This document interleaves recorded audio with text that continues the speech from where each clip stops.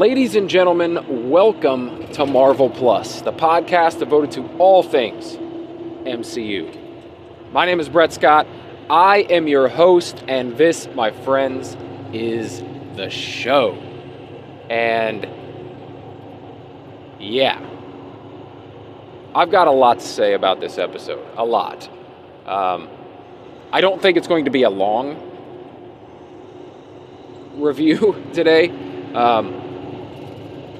But what I have to say is substantial, I feel like. So I'm not going to waste any time. We're going to go through the episode. I'm going to tell you what I thought of it. And yeah, let's get into it. Don't forget to follow, favorite, subscribe, all those good things. Share the episode with your friends. And go check out the Marvel Plus Patreon if you're interested in video versions of the podcast or bonus episodes, etc. And please go rate and review the podcast. I'm really pushing for that.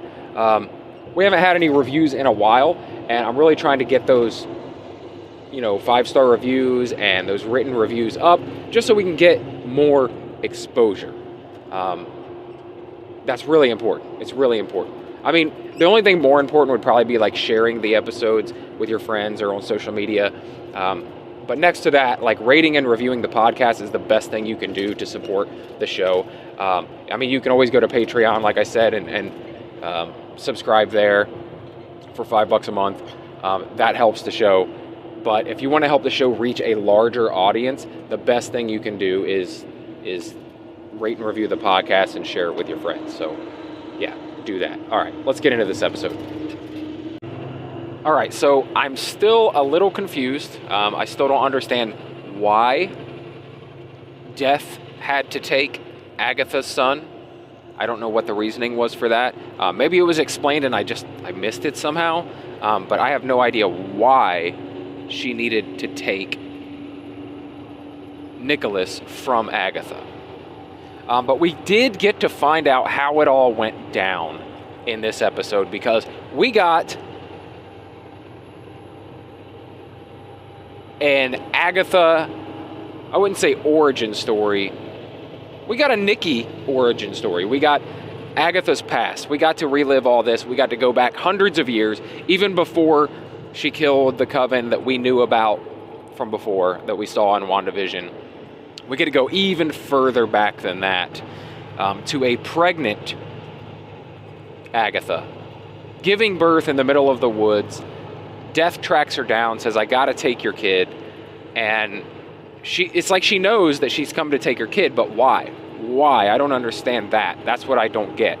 I don't know if we'll ever get an explanation for this, or like I said, maybe we did get an explanation. They for some reason, Death is taking her kid. She says, "Please, I need more time. I don't want you to take him. I'll hate you forever if you take him." And so, I mean, that's why we got the reasoning why Agatha hates Rio so much present day. But Rio says, all I can give you is time. So I guess she could give her a portion of time with her son, but eventually she would have to come take him. And that I do not understand. But that is what they laid out. So that is kind of the breakdown between Agatha and Rio. They were former lovers. Somehow Agatha got pregnant. And that was another thing. I was like, maybe Rio was just jealous that she got pregnant from someone else or something. I don't know. But the whole thing is that she didn't use magic or anything like that. She didn't use any spells or incantations to get pregnant. It was natural. And so that leads me to believe that maybe she got pregnant by someone else, and Rio is upset by that. However, I don't know if Death can just make those decisions like, oh, out of my own jealousy and rage, I'm going to take your kid. Like, that doesn't make any sense. How she would be able to do that. I don't think Death has full autonomy to make these decisions, in a sense of she has to go with the natural order of things, I'm pretty sure. But what do I know? This is Marvel. This is the MCU, and I didn't create this world. A bunch of writers did. So, yeah, that's the situation. Then we get to see this whole story of Agatha raising her kid for the first 6 years and bonding with him. And, you know, it almost tried to lay out like she was good before all this happened, with Rio taking her kid from her and killing her son. But no, she was an asshole from the beginning. Like, while she was pregnant, like when she first had Nicholas and she's walking through the woods, that's the first time she kills a coven of witches, which is crazy. It's like, what's the reasoning here? We still don't know why Agatha is so kill happy when it comes to witches. Why is she so obsessed with getting more power and killing all these witches? She tries to explain it to her son in a way that, like, you have to kill them because they're eventually going to want to kill you. I don't know. Maybe it's just like a thing that all witches are power hungry, so they will turn on each other like the Sith. I don't understand it fully. One of the many things I don't understand about the reasoning of why things happen in this series, in this world here that they've built. But we do get this backstory and the origin of the Witch's Road. And this set up one of the coolest, what I thought could have been one of the coolest, crazy twist endings, explanations for what happened in this series. And I felt like it was right there. Like, they wrote this story up to this point where they could have made the explanation awesome. And then it wasn't quite as awesome when fully explained. Yeah.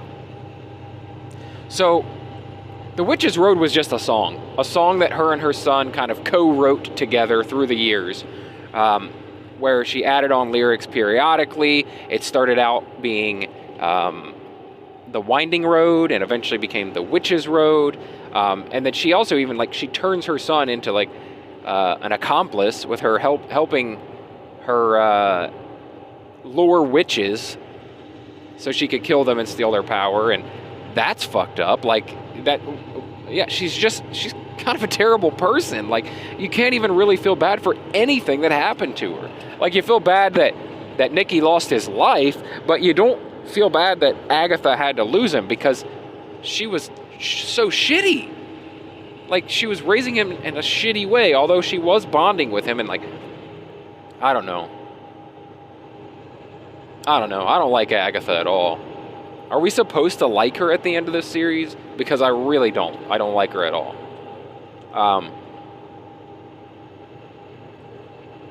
So, eventually this song morphs into a song called The Witch's Road, the Ballad of the Witch's Road.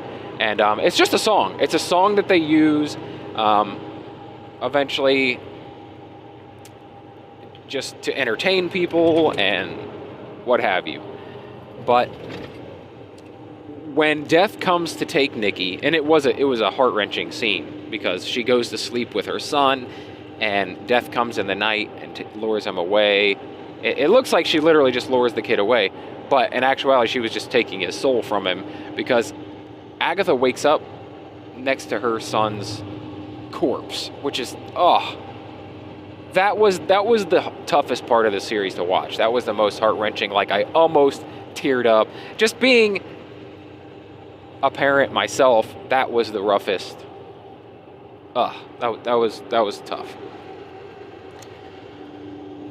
But after that, she's so upset. I mean, almost immediately after that, she's still in her despair, and she gets approached by this woman who's heard this Witch's Road song, and people have morphed this song into, like, maybe it's actually some kind of legend of something that's real and true, and like a real place that witches can go to receive their heart's desire if they complete the trials. And it's crazy. So she comes in and she says, can you take me to the Witch's Road? Very much like Teen does at the beginning of this series. Like, can you take me to the Witch's Road?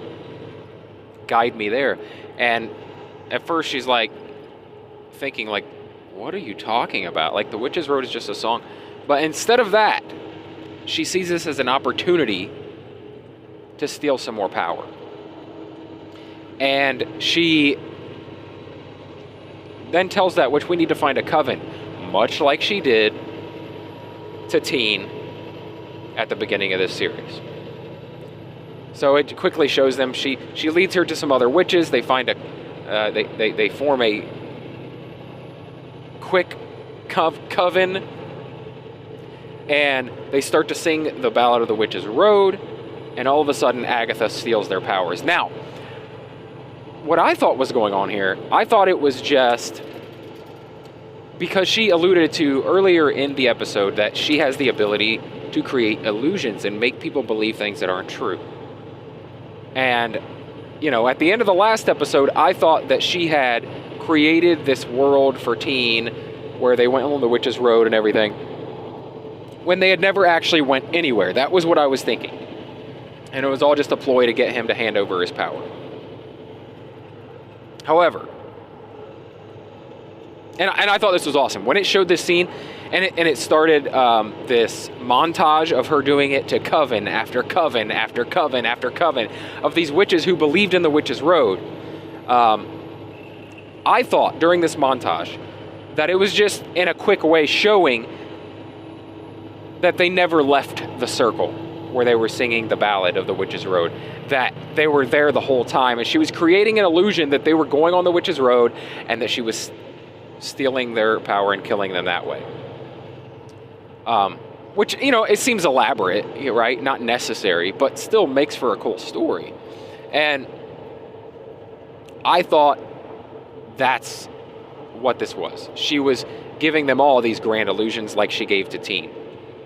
But no, that is not the explanation they end up giving. She literally is just getting them into a circle, having them sing the song, and then ambushing them, stealing all their powers right there, and killing them. That's it. That's all she wrote for the witches. And that is upsetting to me, because I loved the idea that she was creating this illusion for them this whole time.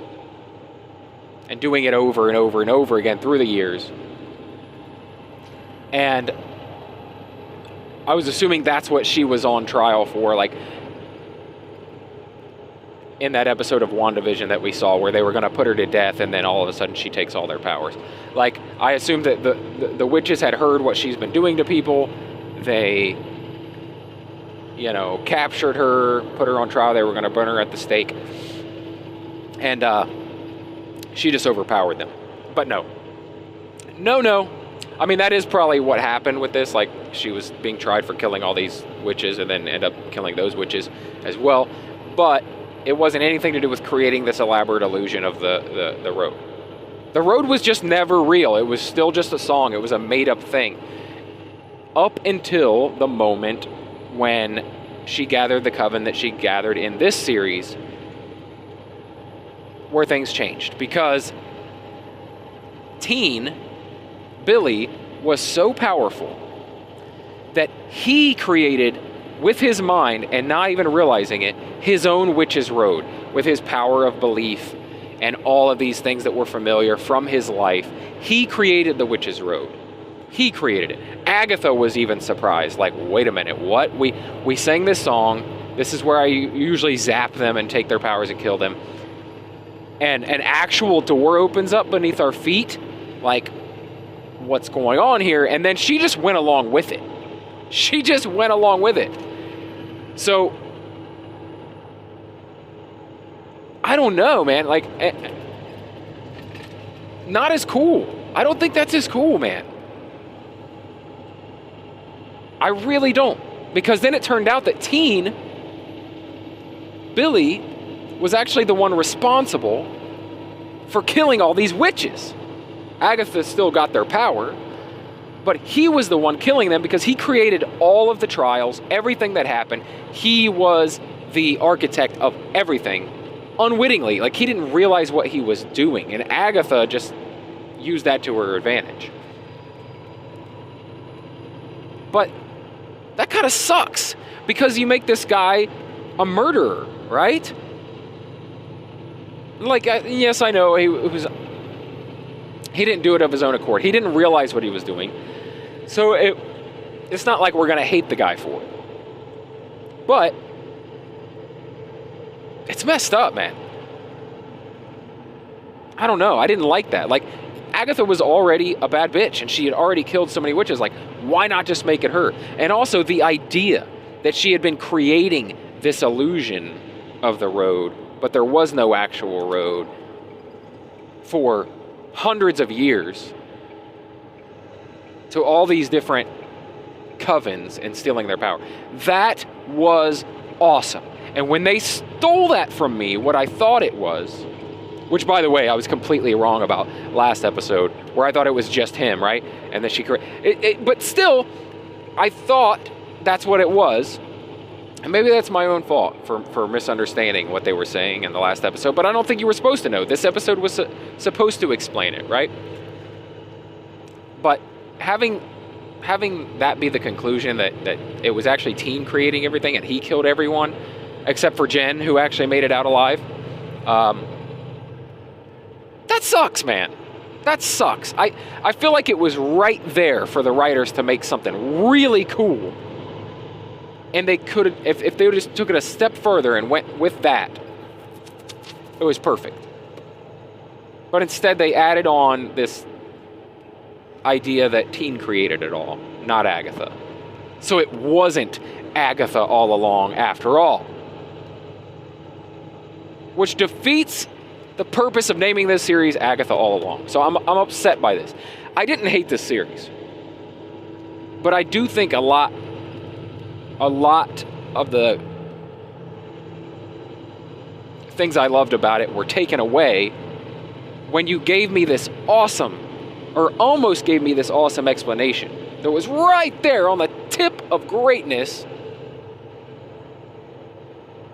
and then you took it away at the last second. And then, you know, I could have gone with that, just that, been okay with that, but and accepted it, not loved it, but accepted it. But then they went on to drag the show out even more. They had Agatha come back, not as Agatha, who had manipulated him the whole time, but as a witch, a ghost who had actually died. She'd actually died, but she was still on our plane somehow, stuck here. And she liked it that way. She wanted it that way. Which still, I can still go with, because then you can make it like she's this kind of mentor to Billy, in the way that in the comics she was kind of a mentor to Wanda from time to time, but instead she's just in this ghost form. And I can, okay, cool setup, let's do that. But then you have Billy being like, you know what, I'm gonna cast her out of hell, out of this realm. She needs to go to the afterlife, because this is bullshit. She needs to go hang out with Rio and live with death forever and hate it for all of eternity. Or she needs to go on to the next plane or whatever. He decides she's done enough wrong and manipulated him enough and is a terrible person. He's going to banish her, right? He's going to get rid of her. So he starts this incantation. He starts this spell to banish her from this realm and pass her on to her real afterlife instead of hanging around as a ghost. It just got silly at this point, okay? And especially when she's like, no, I can't go. I can't go to the afterlife because I can't face him. Why? Why can't you face him? Why can't you face your son? Like, it's too tough. It's too hard. And Billy laments. He's like, oh, all right. Yeah, I'm not going to make you face him. Why not? Why? This was all unnecessary, I feel like. Like, the final, whatever, half hour of this series, man, maybe even this final episode. You know, I feel like you end the last episode the way you ended it. I really liked, what I did love about this episode was all the background on Agatha. I love that, and seeing her raise Nikki and all of that. I just wanted it to be something else. I wanted it to be something that it wasn't, and it was like they almost gave it to me, and then they didn't, and then on top of that, they added on all this stuff where Agatha's a ghost now. And then, yeah, she's going to get what she deserves finally. This dude's going to give her what she deserves and banish her from this realm.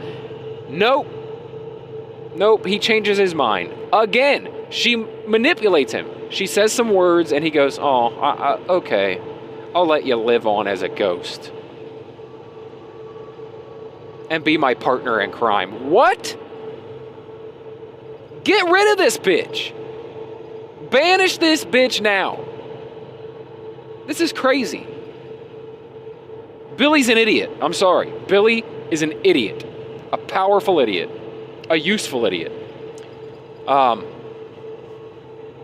You know, I don't usually come down this hard on any of this stuff that I review. And like I said, the show had some great elements. And this episode in particular had some really fantastic stuff. But I was sorely disappointed with the way they wrapped it up. I really was. It could have been great. Like, I was kind of whatever. I was kind of like, I'm happy enough with the series as I was watching it. But when it got to this ending, and I was like, oh shit, this is what they're gonna do. Yes! I was prepared to be like, this is one of the coolest series yet. This is one of the coolest things Marvel's put out in a while. And it fell flat for me. I'm sorry. It's like great series for most of it. Potential for greatness at the end. And I don't know. They got too happy with adding on to the story at the end. And I didn't like it. I didn't like it. And the fact that now her and Billy are partners in crime. She is a ghost just hanging around with Billy as they go off and search for Tommy somewhere in the world. Which you'd think with how powerful he is, he could probably telepathically find Tommy and just go straight to him. Like, what's he need Agatha for? I don't know. It's unnecessary to have her hanging around as a ghost. Was it just for fans that love Agatha? Like, who loves Agatha at this point? She's the worst. Anyway, yeah. Those are my thoughts on the series and this final episode overall. I don't have much else to say about it. But really great first half of the episode, potential for greatness, and it fell flat. And I'm sorry I gotta say that, but the potential was there for so much more. I don't know, maybe you disagree with me. Maybe you just love the character of Billy so much that this is the perfect ending for you. I mean, I'd love to hear about it. Let me know. I mean, reach out. Social media, Real Brett Scott on all social media, or email the show, marvelpluspodcast@gmail.com. If you're interested in being a guest on the show for future episodes, you want to come chat about this stuff with me, let me know on there as well. I love having guests on the show. This was just a weird one where I had some stuff going on personally and at home and with work and stuff, and I wasn't able to schedule the time to meet with guests to discuss the episodes for an hour, hour and a half, like we normally do. But we'll get back to that. A lot of stuff coming, in the episode 8, right before episode 8, there was this little sizzle reel of like all the stuff that's coming in 2024 and 2025 to Disney Plus, and it's like a lot. We got the Spider-Man animated series, the Wakanda animated series. We've got Ironheart, which I thought was probably dead in the dirt. I hadn't heard anything about it, and it seemed unnecessary at this point, but they're going ahead with that. Deadpool and Wolverine drops November 12th on Disney Plus, so for those of you who haven't seen it, you can watch it there, and then go back and listen to my Deadpool and Wolverine review that you probably haven't listened to yet. But yeah, ton of stuff. And we know all the movies coming next year. Captain America: Brave New World, Thunderbolts. I'm really pumped. I'm actually really pumped. Daredevil next year. I've been excited for that for 3 years now. Whenever they first announced it, I'm excited for Daredevil: Born Again. I'm really excited for Captain America: Brave New World. Really excited for Thunderbolts after seeing that trailer. And I wasn't big on Thunderbolts, the idea of Thunderbolts, but when I saw that trailer and how like Yelena is kind of at the center of it, you guys know that I love Yelena. I can't wait to watch Thunderbolts now, as it looks fucking awesome. But that's going to do it for my coverage of Agatha All Along. As I said, reach out to me. I'd love to hear your thoughts on it, especially since I didn't have guests very much during this series. I would love to get some interaction going about this series. Let me know if you agree with my thoughts on it, if you have maybe wildly different thoughts on it. I want to hear from you. And also, let me know what you did for Halloween. I asked in the last episode. Nobody said anything yet, but I just uploaded the episode yesterday, so, I still want to hear about Halloween. My Halloween was I dressed up as Art, the clown from Terrifier. I went through the neighborhood with my son as he trick-or-treated as a zombie. And I gotta say, the Terrifier, the Art the Clown costume was a major hit in the neighborhood. Like, some kids were scared, adults were complimenting, teenagers were taking pictures with me. It was crazy, and I stayed in character the whole time. I didn't say any words. I only used hand gestures, waved at people. I stared at people really creepy from across the street. Like, it was a really good time as Art the Clown. And with Terrifier 3 coming out and doing well in the theaters, I feel like that whole series has really gotten the spotlight, and like people have really discovered it in the past couple years. I discovered it last year sometime and loved the first two, and have been waiting for this third one for a long time. I feel like a lot of people saw Terrifier 3 coming out and had heard about it and went back and watched the first two, and that's how they came about it. But it has really inserted itself into pop culture as like a big deal. Like, I went as the same person last year. I went as Art the Clown last year. Not a single person said anything. I mean, nothing. And this year, everyone recognized Art the Clown, loved the costume, taking pictures. It's crazy how popular the character has gotten in just 1 year's time. But anyway, that's what I did. I took my son trick-or-treating. The other two kids went trick-or-treating with their friends in different neighborhoods. And, we did the thing. That was our Halloween trick-or-treat. But yeah, let me know what you guys did. I want to hear about it. I love hearing about that stuff. That's going to do it for the episode. Thank you guys so much for continuing to follow the podcast, sticking with me through this series where I didn't have guests. And come on back. Come on back soon. There's going to be more stuff to cover real soon. Like I said, we still got like 2 more things coming out this year. And we've only got 3 months left. So a lot of stuff to cover here on Marvel Plus. Stick with me. Come on back. It won't be long. Go check out the Patreon if you're interested in bonus podcasts or video versions of the podcast. Check out my YouTube channel as well, where I cover other stuff outside of this. It's called Daily BS.